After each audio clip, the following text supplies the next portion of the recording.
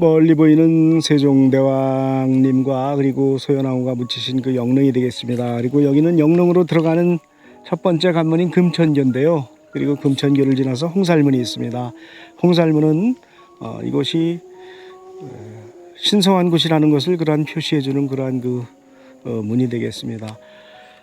보통 일반적으로 이렇게 금천교를 지나서 홍살문이 있고 이렇게 이제 영릉 저런 묘역이 조성되어 있는데 효종대왕릉 쪽에 가면은 효종 쪽에 가면은 이 금천교가 홍살문 안쪽에 이렇게 조성이 되어 있어서 좀 특이한 구조라고 일반적으로 알려져 있습니다. 자, 안으로 들어가서 그 세종대왕릉에 대해서 여러분들한테 풍수적인 기행과 함께 여러 가지 이야기를 한번 나눠볼까 합니다.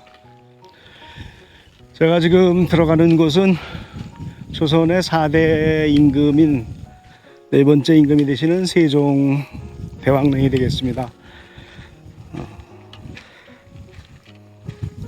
효종께서 묻히신 곳도 영릉이라고 하고 여기도 영릉이라고 하는데 한자가 좀 다르고요.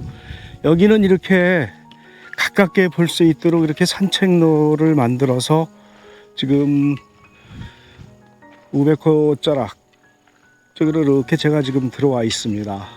영릉에서 보면은 그 기준이 500호자락이 되는데 아까 제가 갔었던 그 효종께서 묻히신 그쪽은 전혀 접근이 안 되게 이렇게 해놨기 때문에 가까이 갈 수가 없는데 여기는 이렇게 가깝게 사람들을 볼 수 있게 만들어서 참 좋은 것 같습니다. 학술적으로 와서 연구하시는 분들도 그렇고 저처럼 이렇게 그냥 풍수기행을 하시는 분들도 오셔서 나름대로 좋은 견해를 여기서 얻을 것 같습니다. 풍수적인 감결도 정확히 나올 것 같고요.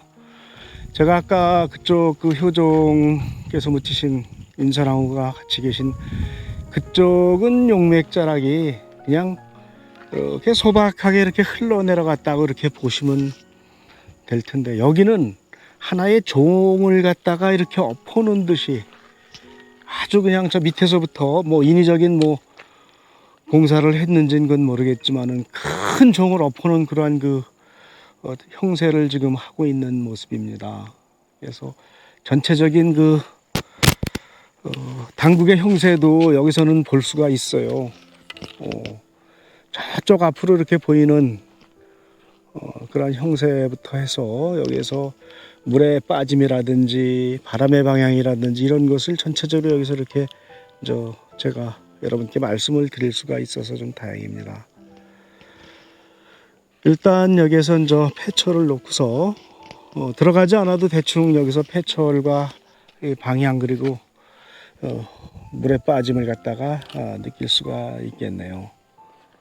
지금 이곳 세종대왕께서 묻히신 곳은 전체적인 형세가 우선수의 큰 틀을 갖고 있는 곳입니다. 그래서 임자계룡이 내려오면서 저 앞에 보이는 안산을 갖다가 이렇게 향해서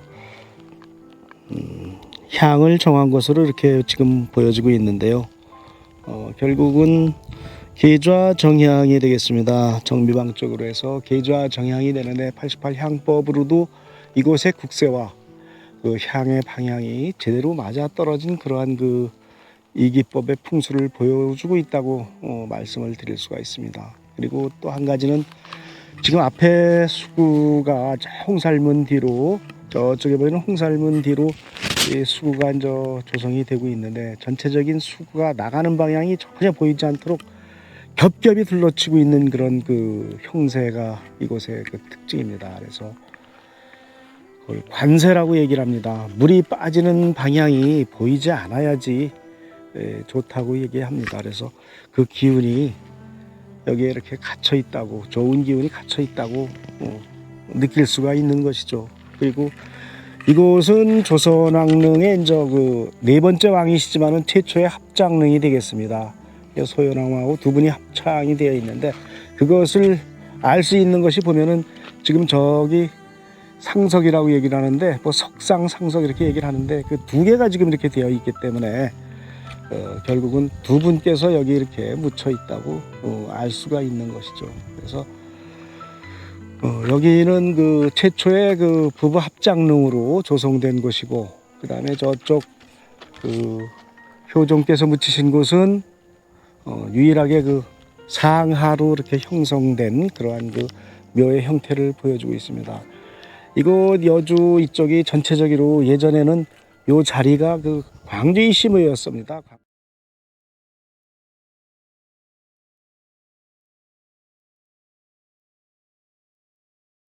세종대왕이 묻혀 계신 이곳 영릉은 한산이 시인 이계전이 묻혔던 곳이라는 이야기도 있고, 광주의 시인 이인손의 묘라는 설도 있는데요. 이에 관해서는 때로는 진위 여부를 가리는 시비가 있어서 자료 화면으로 보여드리겠습니다. 어쨌든 이곳은 누가 봐도 천하대길지의 좋은 기운이 느껴지는 곳이기에 세종 같은 성군께서 땅의 마지막 주인이 되어 누워 계신 것이라 보여집니다. 효종대왕릉과는 어떤 격이 다른 그러한 그 국세를 지금 보여주고 있는 것을 여러분께서도 느끼실 수가 있습니다.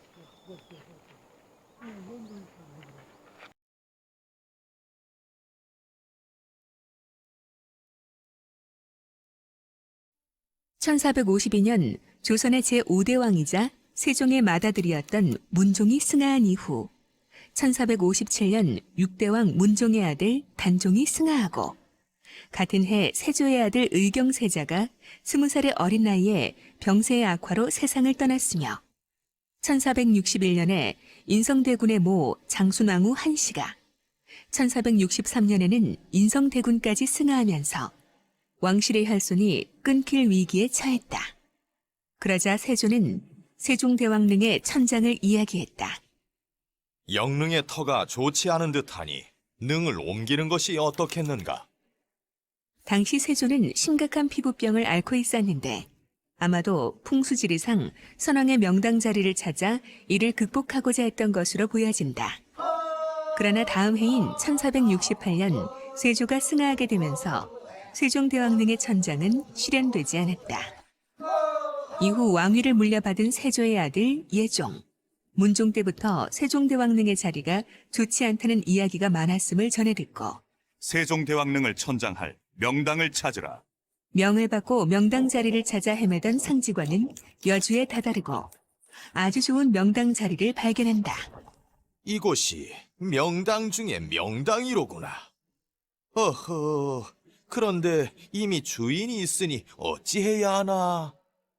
안타깝게도 그 명당은 이미 이계전이란 자가 묻힌 무덤이었다. 궁으로 돌아온 상직원은 예종에게 여주의 명당을 고했고, 그 자리가 명당이라고 하니 이계전의 묘를 다른 곳으로 옮기고 세종대왕릉을 천장하도록 하라. 이계전의 묘자리로 세종대왕릉이 옮겨지게 되었다. 그러나 무엇보다 중요한 것은 세종대왕릉이 조선왕릉 최초로 하나의 본분에 왕과 왕비를 합장한 능이자 조선 전기 왕릉 배치의 기본이 되는 능이며, 현재 영릉의 위치가 조선왕조를 100년 더 연장시켰다는 말을 들을 정도로 최고의 명당으로 평가받고 있다는 사실이다. 또 세종대왕 영릉에는 다음과 같은 이야기가 전해진다.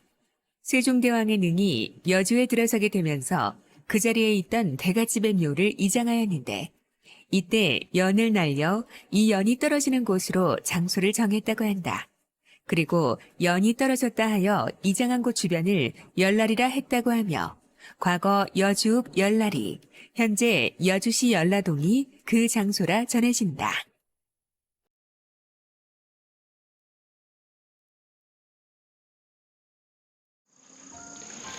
지금 세종대왕님께서 묻히신 그 뒤에 용맥자락을 보고 있는데요. 일반적으로 이 풍수에서든 뭐 흉기적이든 그 설명을 할 때 용맥이 봉요 학술처럼 이렇게 계속 꾸불텅꾸불텅해서 나름대로 기운차게 내려오다가 마지막 부분에서 이렇게 솟구쳐 튀어올라서 급하게 이렇게 내려가면서 혈자리를 하나 이렇게 조성을 하는 그런 모습입니다. 세종대왕릉 쪽이 상당히 이렇게 경사가 이렇게 급하게 내려간다고 이렇게 보여졌는데요. 여기는 그런 것이 아니고 용맥이 이제 치고 올라가서 마지막 부분에서 이렇게 혈자리를 맺어놓고 있습니다. 물론 저쪽 여기 부분에서 인위적으로 형성이 된 걸로도 보여지지만은 어쨌든 전체적인 그 극서의 모양을 보면은 마지막 목맥이 솟구쳐 올라서 하나의 큰 혈자리를 내줘놓고서 그리고서는 앞에 저렇게 관세되어 있는 그 수구를 갖다가 기운을 그대로 막아서 이쪽에 그 기운이 더 이상 빠져나가지 않는 그런 모습을 여기에서 보여주고 있습니다. 여러 왕릉을 다니면서 느끼는 거지만은 이만한 참 어떤 기운을 줄 수 있는 곳도 드물지 않을까 생각을 합니다. 아까 효종대왕릉에서는 어떤 한이 서린 뭔가가 한이 서린 그러한 그 기운을 느꼈다면은 여기서는 편안한 느낌을 이렇게 갖고 있습니다. 세종대왕의 어떤 업적이야 더 이상 말씀을 안 드리겠습니다. 한결서부터 우리 민족을 위해서 정말 수많은 업적을 남기신 정말 성군이신 걸 여러분들이 다 아실 겁니다. 그래서 이러한 좋은 자리에 와서 좋은 기운 속에 묻혀 계시지 않나 이런 생각을 합니다. 여러분들도 시간 한번 내셔서 여기에 오셔서 이 기운 한번 받으시는 것은 어떠신지요? 서울에서 멀지도 않습니다. 여주까지 멀지 않은 거리니까 주말에 한번 혼도라든지 이런 데 가시지 말고 이곳에 오셔서 좀 역사적 풍수 기획을 자손들과 하시는 게 좋을 거라고 생각합니다.